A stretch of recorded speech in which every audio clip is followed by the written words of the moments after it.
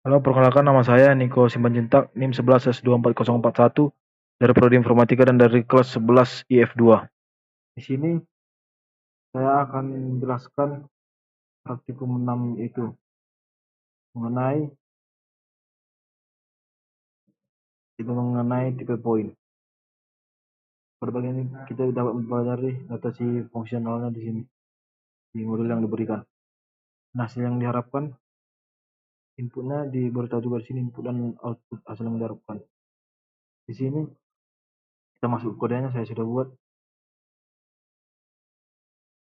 Di sini tuh kita buat nama filenya itu tipe poin AS. Nah, dalam matematika kan titik adalah sebuah lokasi yang tidak memiliki ukuran, hanya memiliki posisi. Kita biasanya menggambarkan titik ini dalam sistem koordinat yaitu sumbu X atau absis, sistem koordinat itu X atau absis, dan sumbu Y atau ordinat. Jadi, kita bayangkan saja, kita berada di sebuah peta.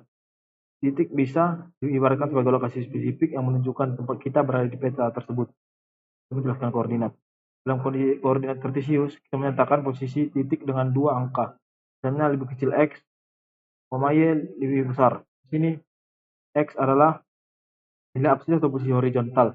Ini adalah nilai ordinat atau posisi vertikal. Contohnya jika kita punya titik A dengan koordinat kurang 3, 2 lebih. Artinya titik A terletak 3 satuan ke kanan dari titik 0 di sumbu X dan 2 satuan ke atas di sumbu Y.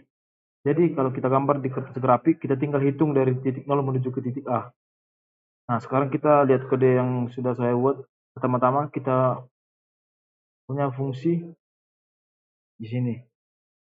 Fungsi make point yang akan membuat titik berdasarkan nilai X dan Y yang kita berikan. Fungsi ini sangat penting karena dengan fungsi ini kita membuat titik banyak yang kita mau hanya dengan memberikan koordinat yang berbeda.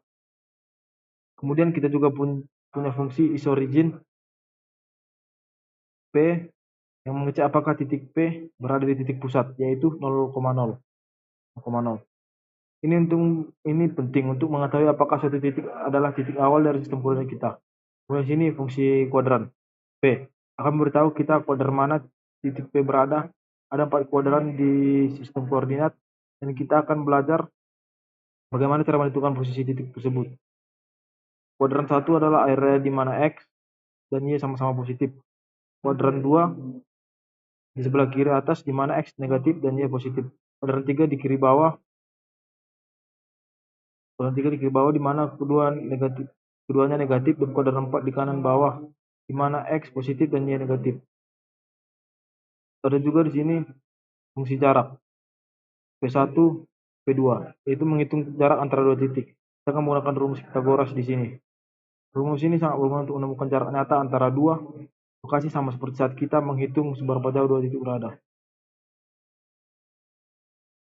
Nah, mari kita praktikkan dengan mengambil dua titik. Misalnya, kita ambil P1 dengan koordinat min 3. Kurang 3, 4 lebih besar, dan P2 dengan koordinat kurang dari 1 dan 2 lebih besar. Kita akan menggunakan fungsi-fungsi yang sudah kita ketahui, apakah P1 berada di sumbu Y, kuadratnya, dan jarak antara kedua titik tersebut. Nah, di sini kita akan mencoba menjalankan programnya.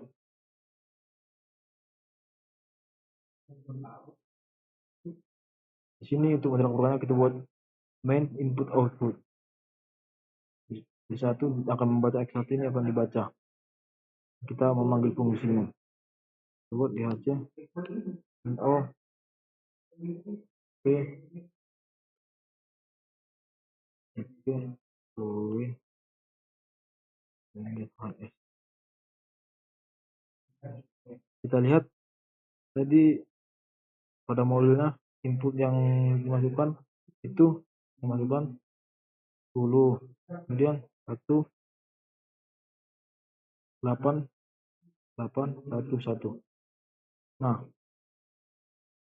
sebenarnya di sini outputnya sesuai dengan yang diharapkan. Ini 10, X sama dengan 10, Y sama dengan 1, X sama dengan 8. Sama yang seperti pada modul yang diberikan. Sekian dari hasil penjelasan saya. Jika ada kesalahan, mohon maaf. Terima kasih.